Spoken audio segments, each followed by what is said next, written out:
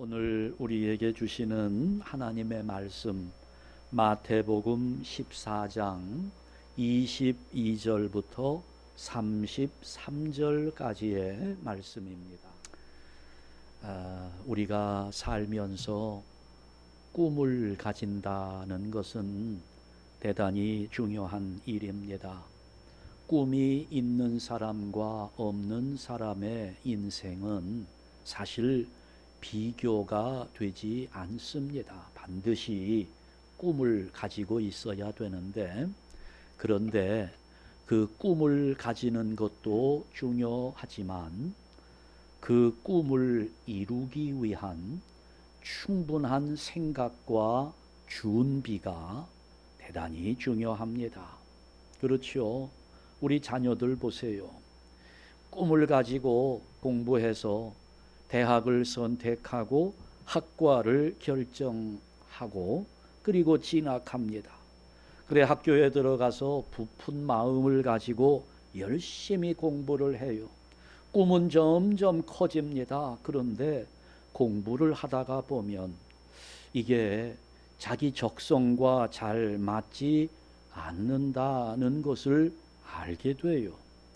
그래서 어떤 학생들은 아예 입시 공부를 다시 하는 그런 학생들도 적지 않고요. 또 때로는 울며 겨자 먹기로 어차피 한번 입학했으니 자기가 걷고 싶지 않은 길인데 나에게 적성이 맞지도 않는 그런 일들인데 그냥 들어왔으니 마지못해 그 길을 걸어가며 힘들어하는 젊은이들이 상당히 많습니다. 뭡니까?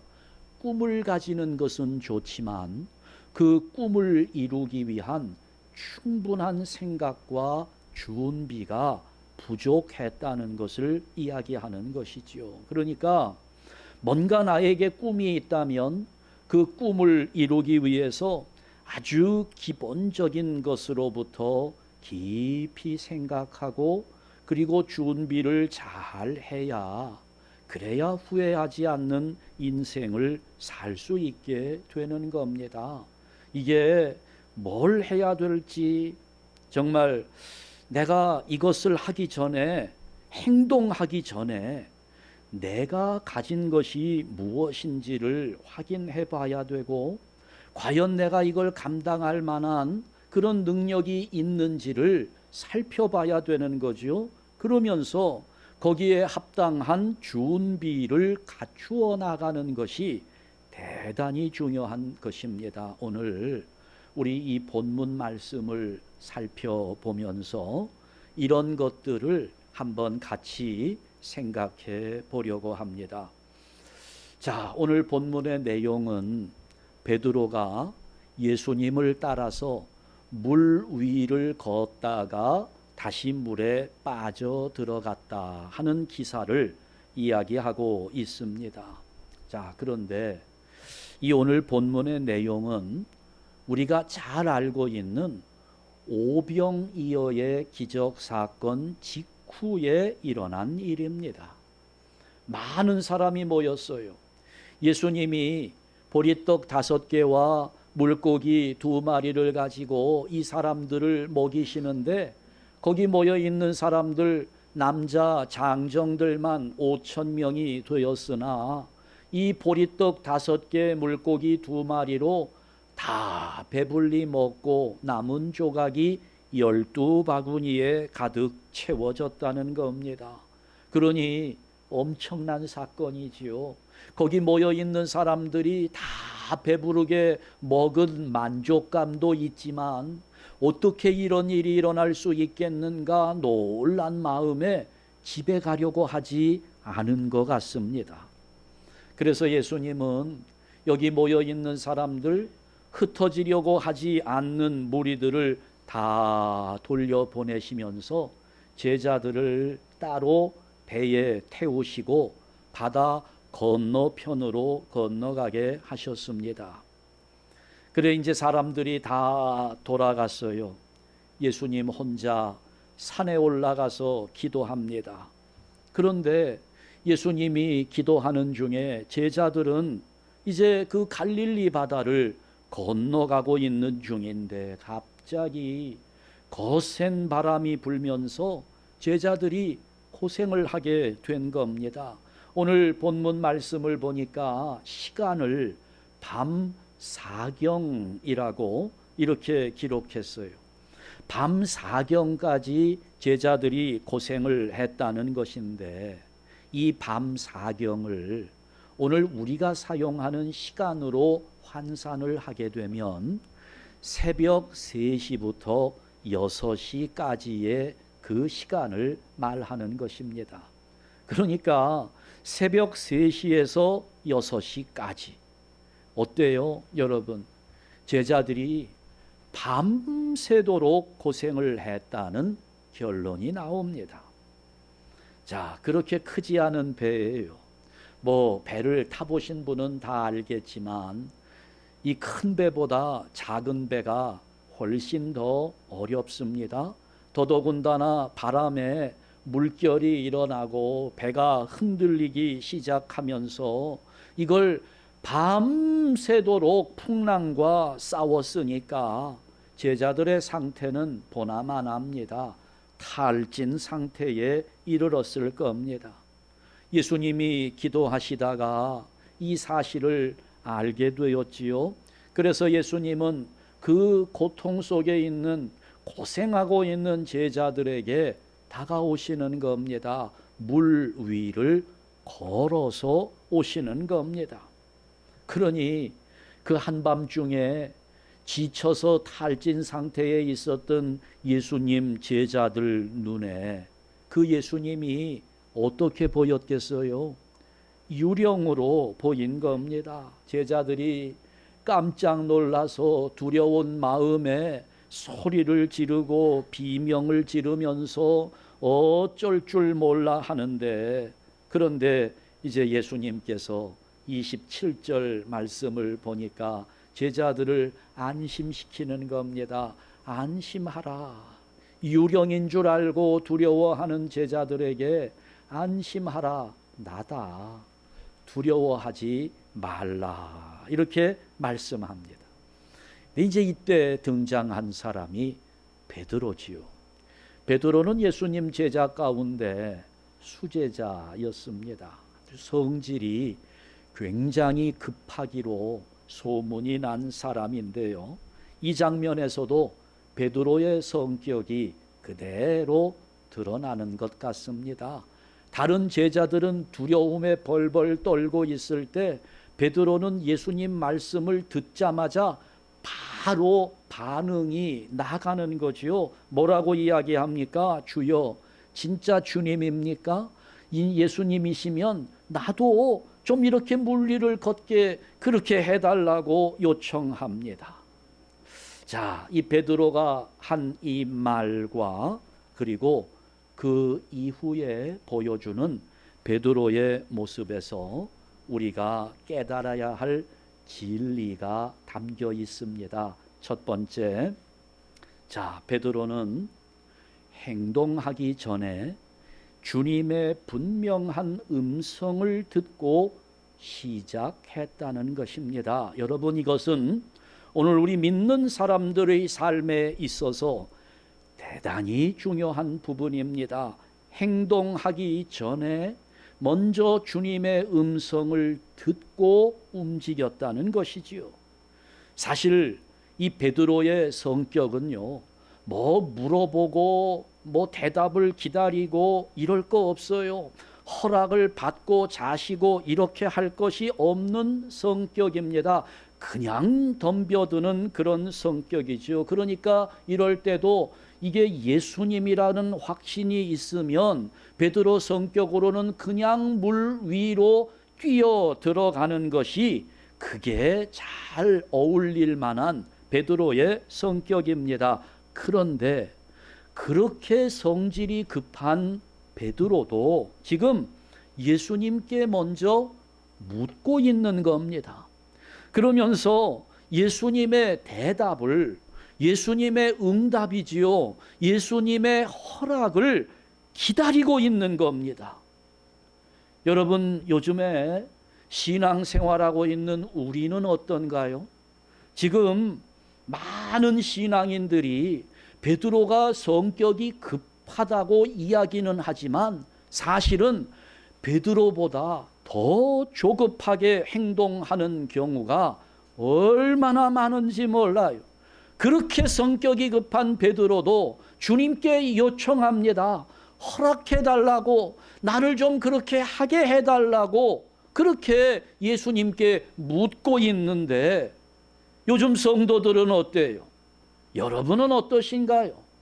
주님께 묻기도 전에 내 마음대로 결정해버리고, 주님의 음성을 듣기도 전에 그냥 자기 생각에 괜찮다 싶으면 주저하지 않고 덤벼든단 말이지요. 그냥 시작하는 것이 오늘 이 시대 우리들의 모습입니다. 기도하기 위해서, 주님 앞에 묻기 위해서 무릎 꿇는 시간은 시간 낭비라고 생각하는 거지요. 내가 이미 결정했으니 다 된 것이라고 그렇게 여깁니다. 개중에 기도하는 분도 계시긴 합니다만 그 경우에도 기도를 하기는 하지만 그냥 형식에 불과한 경우가 대부분이에요. 이미 내가 결정했으니까, 내가 이미 뛰어내리겠다고 결정했으니까 인정해달라고 조르는 것, 그것을 우리는 기도라고 생각을 합니다. 하나님, 내가 이미 결정했습니다. 그러니까 이 일이 잘 될 수 있도록 하나님 내 뒤를 따라오면서 나를 좀 도와주세요 하는 그런 형식적인 기도가 대부분이라는 거죠. 아니면 이미 결정을 했고, 이미 내가 저질렀고, 이미 내가 뛰어내렸으니까 나머지는 하나님이 책임지십시오 라고 하는 이런 경우들이 대부분이라는 거죠. 그리고 이렇게 지 멋대로 시작해놓고, 그리고 또 결과는 어떻게 기대합니까? 결과는 만족스럽기를 기대합니다. 그러다가 결과가 잘 나오면 어떻게 돼요? 그 공은 다 자신에게로 돌립니다. 내가 잘 판단했잖아요. 내가 잘 결정한 거 아닙니까? 내가 결단력 있게 시간 지체하지 않고 주저하지 않으면서 바로 행동한 덕분이라고 생각해요. 내가 잘했다는 겁니다. 우리 주님이 해주신 것은 그냥 허락만 해주셨을 뿐이니까, 인정만 해주신 것 뿐이니까 라고 생각을 해요. 그러나 반대로 결과가 만족스럽지 않거나 결과가 실패로 돌아가게 되면 어떻게 됩니까? 모든 원망과 불평은 주님의 몫이 되어버리고 마는 겁니다. 주님, 내가 기도했는데 왜 안 들어주시느냐고 되물어요. 내가 주님을 의지했는데 왜 실패했느냐고 항변합니다. 여러분, 이런 것은 믿음이 아닙니다. 이런 거는 신앙의 억지요. 기도도 아니에요. 기도의 강짜입니다. 이거는 믿음도 아니고 기도도 아닙니다. 여러분, 기도는 뭐예요? 기도는 내가 결정했으니까 하나님 도와주십시오. 이거는 벌써 출발부터가 왜곡되어 있는 거예요. 잘못된 것입니다. 내가 결정한 것을 인정해 달라고 하는 것, 그것이 기도가 아니라 기도는 하나님의 결정을 기다리는 겁니다. 하나님이 뭐라고 말씀하실지, 하나님이 어떤 길을 열어주실지, 하나님은 나에게 무슨 말씀을 하시는지 그것을 기다리는 것이 기도이지, 내가 결정했으니 하나님은 그저 따라오며 도와주세요 라고 하는 것은 기도가 아니에요. 그러니 여러분, 우리 성도들, 우리 하나님의 자녀들은 행동하기 전에 이것이 잘 되기 위하여 뭔가를 준비해야 되는데, 우리가 준비해야 될 것, 잘 준비해야 될 것이 무엇이냐? 기도하는 것이라는 겁니다. 기도로 준비해야 되는 거예요. 그리고 그 기도는 올바른 기도여야 됩니다. 하나님의 응답을 기다리는 그 기도를 하나님께 드리는 거예요. 지금 베드로가 그것을 하고 있어요. 성질이 급한 제자지만 예수님께 묻습니다. 그리고 대답을 기다립니다. 주님이 응답하셨어요. 오라 하셨습니다. 이 음성을 듣기 전까지 베드로는 바다에 뛰어들지 않았습니다. 여러분, 바로 이 지점이 굉장히 중요한 겁니다. 우리 예수 믿는 사람들은 뭔가 행동하기 전에 먼저 주님의 분명한 음성을 들어야 합니다. 그 응답을 듣기 전에는 행동하지 말아야 한다는 거예요. 어떤 분은 그러지요. 아니, 주님의 음성을 어떻게 듣습니까? 나는 아무리 기도해도 하나님의 음성이 들리지 않습니다 라고 되물어요. 그러나 여러분, 그 부분은 두 가지 이유 가운데 하나입니다. 하나는 내가 주님의 뜻을 간절하게 기도하는 그 일을 충분하게 하지 않았거나, 아니면 전심으로 기도하지 않았거나, 시간이 충분하지 않거나, 마음이 충분하지 않거나, 이 둘 중에 하나입니다. 왜냐하면 성경을 보면 우리 기도할 때 하나님은 반드시 응답하신다는 약속이 무궁무진하게 들어있기 때문입니다. 우리가 잘 아는 구절 있지요. 예레미야 33장 3절 말씀에 보면 우리 다 같이 읽습니다. 너는 내게 부르짖으라. 내가 내게 응답하겠고 내가 알지 못하는 크고 은밀한 일을 내게 보이리라. 너는 기도해라. 내가 응답한다는 겁니다. 다윗도 이걸 정확하게 알고 있었어요. 시편 3편 4절 말씀을 보면 내가 나의 목소리로 여호와께 부르짖으니, 다 같이, 그의 성산에서 응답하시는도다.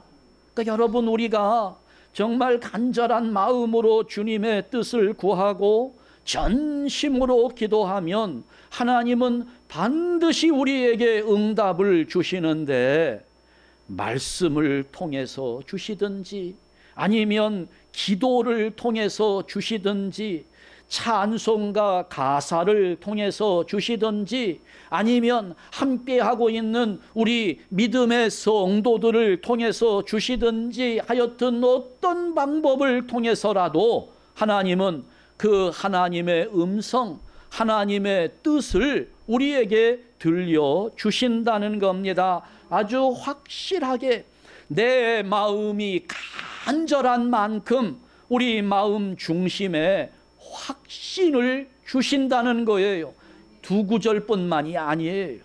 이거 예를 들다 보면 얼마나 시간이 갈지 모릅니다. 한두 군데가 아닙니다. 반드시 하나님은 우리에게 음성을 들려주신다는 거예요. 파스칼이라는 분이 있어요. 그분이 인간을 그렇게 설명합니다. 인간은 천사와 사탄의 중간 존재라고 이야기했어요. 이게 무슨 뜻일까 한참을 생각을 해보니까 그런 의미인 것 같습니다. 사람은 천사와 사탄의 중간 존재다. 사람에게는 천사의 선한 면도 있고 사탄의 흉악한 면도 있고, 이 두 가지를 함께 가지고 있다는 그런 뜻으로 받아들여집니다. 그러니까 우리는 우리 속 사람으로 끊임없이 두 방면의 음성을 들으면서 살고 있습니다. 아마 여러분도 동의가 될 것 같아요. 똑같은 하나의 사건을 두고도 서로 반대되는 개념의 소리가 내 안에서 들려오는 경험을 우리 모두가 했을 겁니다. 두 방면의 음성이 함께 들려옵니다. 하나는 생명을 깨우쳐 주시는 주님의 음성이고, 또 하나는 그 주님의 음성을 듣지 못하도록 우리의 욕심을 자극하고 부채질하는, 나를 유혹하는 사탄의 목소리입니다. 주님의 음성과 사탄의 목소리가 지금 내 안에 동시에 들려오고 있는 겁니다. 이 두 음성 중에서 우리가 이걸 정확하게 분별해 낼 수 있어야 되는데, 오늘 이 시대 많은 사람들이 이걸 잘 분별하지 못하고 있는 거예요. 제가 볼 때는 오히려 우리를 생명으로 인도하는 주님의 음성을 받아들일 때보다 내 욕심을 자극하고 나를 유혹하는 사탄의 음성을 따르는 경우가 훨씬 더 많은 것처럼 느껴집니다. 이걸 우리가 분별할 수 있는 능력이 있어야 된다는 겁니다. 어떻게 분별할까요? 내 마음에 드는 것은 주님의 음성이고 내 마음에 들지 않는 것은 사탄의 속삭임일까요? 이걸 어떻게 우리가 분별할 수 있겠어요? 내 마음 중심을 어디에 두느냐 하는 것이 중요합니다. 여러분, 사실 우리가 믿음을 가지고 산다고 하면서 사탄의 장단에 맞추어 춤을 추는 경우가 얼마나 많이 있는지 몰라요. 여러분은 누구의 음성을 듣고 따라갑니까? 여러분, 내가 기도했는데 뭔가 마음에 확신이 왔어요. 그런데 그 마음에 찾아온 확신이 하나님께로부터 온 것인지 사탄이 나를 미혹하는 것인지 어떻게 압니까? 내 마음에 드니까, 나에게 이익이 있는 거니까, 그렇게 되어야 내 삶이 좀 더 편해지니까 그것을 주님의 음성으로 평가할 수 있을까요? 나는 과연 누구의 음성을 따라가고 있는가? 우선 주님의 음성을 듣기 전에 내 생각대로 결정한 것이 있어요. 그것은 사실 내 생각이 아닙니다. 그것은 사탄의 생각일 확률이 굉장히 높습니다. 주님의 허락이 떨어지기 전에 행동한 것, 이것을 우리는 나의 결정이라고 생각할지 모르지만 그렇지 않아요. 이것은 사탄의 역사입니다. 왜냐하면 내가 주님의 음성을 확인도 하지 않았는데 먼저 움직였다, 행동했다 하는 그 자체가 우리 믿음과는 모순되는 일이기 때문에 그것은 사탄의 역사라고 밖에는 볼 수 없는 겁니다. 그러면 이걸 어떻게 분별할 수 있겠는가? 내 마음이 기준이 되면 안 돼요. 내 이익이 기준이 되면 안 되는 겁니다. 뭐가 기준이 되어야 하는가? 그것은 하나님의 응답이에요. 하나님의 말씀입니다. 하나님의 생각이고 하나님의 뜻입니다. 따라서 그 기준이 내 편에 있을 수 없다는 것을 먼저 인정해야 되는 겁니다. 나하고는 상관이 없는 경우가 많아요. 하나님 뜻이니까, 하나님 생각이니까. 그러면 이것을 어떻게 우리가 분별합니까? 그래서 우리가 하나님 말씀을 읽는 거예요. 그래서 우리가 하나님의 말씀을 암송하는 겁니다. 이걸 우리 마음에 새겨 놓는 거예요. 이 하나님의 말씀이 내 마음 중심에 새겨 있을 때, 그때 우리는 내 안에서 떠오르는, 내 마음에 들려오는 음성들을 그 하나님 말씀의 기준에 근거해서 분별해내는 능력을 발휘할 수 있게 되는 겁니다. 저는 정말 안타까워요. 요즘에 많은 성도들이 하나님의 말씀도 강조하고 기도도 강조하고 얼마나 중요한 것인지 모른다고 말은 하는데, 그런데 말씀이 중요하다고 말은 하지만 말씀을 읽지 않습니다. 기도가 중요하다고 알고는 있지만 기도하지 않습니다. 이게 안타까운 일이에요. 여러분, 성경 말씀 제가 매주 한 구절씩 암송하자고 하잖아요. 여러분이 다 끄덕끄덕거리고 여러분 표정으로는 다 동의하는 것으로 보입니다.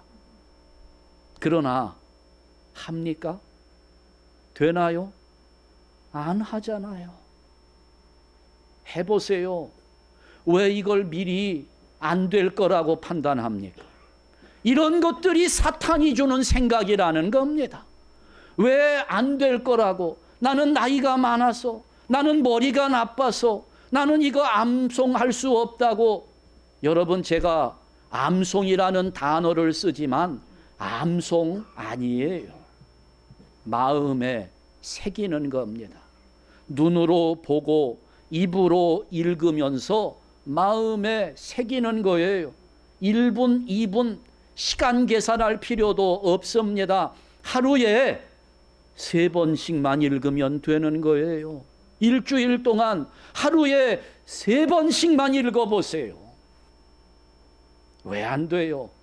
해보지도 않고 안 된다라고 말을 하니, 그러니 말씀이 중요한 것은 알고 있지만 내 안에 있는 여러 가지의 생각들을 주님의 음성인지 사탄의 속삭임인지 분별할 능력이 내 안에 만들어지지 않고 있는 겁니다. 그러니까 일단은 내 마음에 드는 생각을 쫓아가요. 일단은 내가 이익이 되는 쪽으로 가는 겁니다. 그러니 오늘 신앙생활이 엉망이 되고 있는 거예요. 철저하게 우리 주님께 묻고 주님의 음성을 분별해서 그런 후에 우리가 행동하게 될 때, 그럴 때 우리는 성도의 능력을 발휘하게 되는 겁니다. 여러분, 왜 마틴 루터 같은 훌륭하신 그런 분이, 이분이 얼마나 공부를 많이 하고 이분이 얼마나 똑똑하고 이분이 얼마나 분별력이 있는 분인데, 그런데 그런 분이 왜 매일 3시간씩 기도를 했겠습니까? 왜 그분은 나는 바쁠수록 더 많이 기도해야 된다고, 나는 할 일이 많을수록 더 많이 기도할 것이라고 왜 그런 말을 했겠어요? 기도하지 않고 결정하면서 행동하는 것은 전부 사탄의 역사를 돕는 것이기 때문에 그런 겁니다. 여러분, 오늘 우리가 이 부분을 신앙 안에서 심각하게 받아들여야 합니다.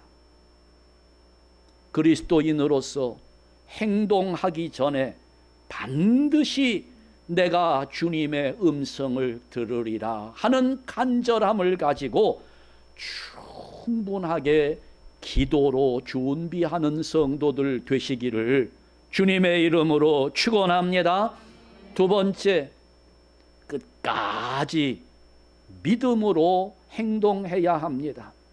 끝까지 믿음으로 가야 돼요. 자, 베드로 말씀드린 대로 시작은 좋았습니다.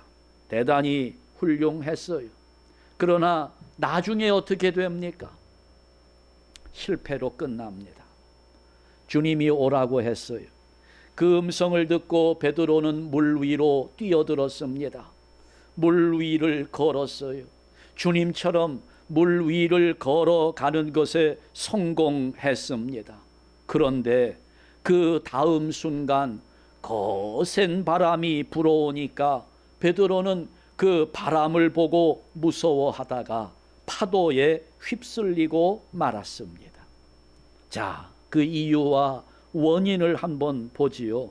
우리 주님께서 그 원인을 분명하게 지적합니다. 31절 말씀을 보니까 예수께서 즉시 손을 내밀어 그를 붙잡으시며 이르시되, 처음에는 물 위를 베드로가 걸었어요. 그런데 빠져들어갑니다. 예수님이 손을 붙잡아서 끌어주시면서 말씀하시는 거예요. 믿음이 작은 자여, 뭘 했다고 그래요? 왜 의심하였느냐? 베드로의 의심이 문제가 된 겁니다. 여기서 의심은 믿음을 유지하지 못했다는 겁니다. 믿음으로 시작했는데 하는 중에 그 믿음을 놓쳐버린 것입니다. 여러분, 저는 정말 간절하게 여러분에게 부탁이라면 부탁이고, 권면이라면 권면이고요, 강요라면 강요일 수 있는데, 여러분, 우리 끝까지 갑시다. 중간에 믿음에 있어서 낙오자가 되지 말고, 믿음의 변절자가 되지 말고, 하나님께서 내 생명을 거둬주시는 그날까지 이 믿음 변치 않고 끝까지 의심하지 말고 따라가는 성도들 되시기를 주님의 이름으로 축원합니다. 우리가 행동하기 전에 기도하면서 주님의 음성을 듣고 확신을 가졌다면 이 믿음은 끝까지 가야 되는 거예요. 목에 칼이 들어와도 가야 되는 겁니다. 우리 주님의 응답이기 때문에 주님의 그 응답은 반드시 이루어진다는 것을 믿으시기 바랍니다. 흔들리지 말아야 돼요. 그런데 우리 마음을 흔드는 것들이 주변에 많습니다. 풍랑이 위협할 때 있어요.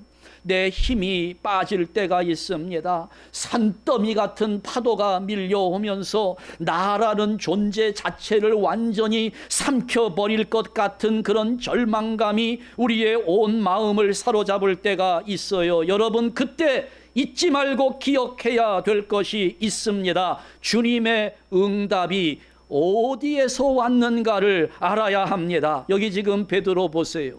베드로가 물 위를 걸을 수 있도록 허락한 것은 바다가 아닙니다. 베드로가 물 위를 걸을 수 있도록 허락한 것은 바람도 아닙니다. 바다도 아니고 바람도 아니에요. 뭡니까? 주님의 말씀입니다. 주님의 말씀이 바다 위를 걷도록 허락하셨거든요. 그러니까 지금 베드로가 물 위를 걷는 것은 바람과 상관이 있다 없다? 없는 거예요. 바다와 상관이 없습니다. 이거는 주님의 허락이니까, 이거는 주님의 말씀이니까, 뭐 허리케인이 오고 바다를 완전히 겉과 속을 뒤집어 버린다 할지라도 주님의 허락이기 때문에 바다는 그 허락을 막을 수 없습니다. 바람도 주님의 약속을 깨뜨릴 수 없다는 거예요. 그 주체가 주님이기 때문에 그런 겁니다. 그러니 주변에 바람을 보고 파도를 보고 이런 풍랑을 보면서 우리 마음이 흔들리고 의심할 이유가 하나도 없는 겁니다. 우리는 그 일을 허락하신, 내 기도에 응답하신 주님의 말씀을 믿고 가면 끄떡없는 겁니다. 그러니 끝까지 갈 수 있는 거지요. 환경이 변하는 거 상관없어요. 조건이 바뀌는 거 아무 문제 없는 겁니다. 그냥 우리는 주님의 말씀을 끝까지 붙잡고 가면 되는 겁니다. 시작하는 거 참 중요해요. 그러나 마지막에 어떤 마무리가 되는가, 이것 또한 중요합니다. 나라를 위해서 죽음을 당한 사람을 순국했다고 이야기합니다. 복음을 위해서 죽었다면 순교자라고 이름을 붙여줍니다. 그런데 그가 과거에 아무리 훌륭한 삶을 살았든지 간에 인생 마지막에 돈만 따라가는 삶을 살다가 죽었다면 그 사람은 수전노라는 이름이 붙게 되는 겁니다. 마지막이 얼마나 중요합니까? 한번 베드로를 평가해 보지요. 베드로 대단합니다. 예수님이 물 위를 걸어오니까 나도 물 위를 좀 걷게 해주세요 요구했다는 것 자체가 대단해요. 우리는 생각도 못할 일. 자, 그런데 그 베드로의 믿음이 지금 실패한 것일까요? 성공한 것일까요? 실패했습니까? 성공했습니까? 시작은 좋았지요. 물 위를 걸었습니다. 얼마나 훌륭합니까? 그런데 지금 물속에 빠져들어가고 있어요. 자, 그러니까 처음에는 성공적이고 중간에도 잘했고, 그런데 마지막에 이렇게 빠져들어갔으니까 절반의 성공이라고 인정해 줄까요? 아니요. 베드로는 지금 시점에서는 실패한 것입니다. 물론 이후에 베드로는 다시 회복되지만 이 시점에서는 실패한 거예요. 마지막 모습이 중요한 것입니다. 오늘 우리가 예배의 자리에 모여 있어요. 오늘 우리는 신앙의 자리에서 살아가고 있다는 것을 의미하는 겁니다. 그렇다면 여기 예배의 자리에서만 신앙의 자리에 서 있는가? 그렇지 않지요. 여기 예배의 자리에 있는 것처럼 이제 우리가 가정으로 돌아가서도 우리는 여전히 신앙의 자리에 서 있는 것입니다. 그러니 무슨 일을 행하건 간에 우리는 믿음의 자리에서 주님의 음성, 주님의 응답을 사모하며 살아가는 자가 되어야 하는데, 이사야 55장 6절 말씀, 오늘 말씀의 결론과도 같은 부분입니다. 우리 다 같이 큰 소리로 함께 읽습니다. 너희는 여호와를 만날 만한 때에 찾으라. 가까이 계실 때에 그를 부르라. 아멘. 하나님을 부를 때가 나중에 찾아올 것이라 생각하지 말고 하나님 이름을 부를 때가 바로 지금이라는 겁니다. 하나님을 만날 만한 때, 하나님이 지금 나에게 가까이 계시는 지금 하나님의 이름을 부르고 내가 지금 인생을 살아가는 가운데 무엇을 하든지 간에 지금 하나님께 기도하면서 응답을 사모하면서 그 응답을 듣고 음성을 들은 대로 행동하며 끝까지 내 인생 마무리되는 그 시간까지 그 주님의 응답을 부여잡고 믿음을 지키며 승리하는 성도들 되시기를 주님의 이름으로 축원합니다. 기도하겠습니다. 하나님 아버지 감사합니다. 오늘 베드로의 모습을 보면서 오늘 우리가 살아가는 인생 속에 우리는 무엇에 중심을 두고 무엇에 장단을 맞추며 살아가야 되는 것인지 깨닫습니다. 아버지여, 지금까지 우리가 신앙 안에 산다고 하나님께 기도하며 산다고 자부했지만 내용을 따져보니 모든 결정을 내가 했고 행동하기 전에 판단도 내가 했습니다. 하나님, 우리 주님의 역할은 내가 결정하고 판단하고 행동하는 것에 그저 보조 역할이나 하는 존재인 것처럼 그만큼 우리는 하나님을 무시하며 살아왔나이다. 아버지여, 이제는 온전히 모든 결정, 행동 근거를 하나님의 뜻에 두고 살기를 원합니다. 하나님이여, 끊임없이 우리 속에는 두 가지 음성이 찾아옵니다. 정확하게 주님의 음성을 분별하기 위하여 오늘 우리 심령에 주님의 말씀을 새겨 놓도록 인도하여 주시옵소서. 그 말씀에 근거하여 하나님의 뜻을 분별하며 주님의 음성을 분별하면서 그 주님의 응답에 따라 살아가며 그 믿음을 끝까지 변치 말고 지켜내는 복된 승리자들이 다 되게 하여 주시옵소서. 예수 그리스도의 이름으로 기도하옵나이다. 아멘.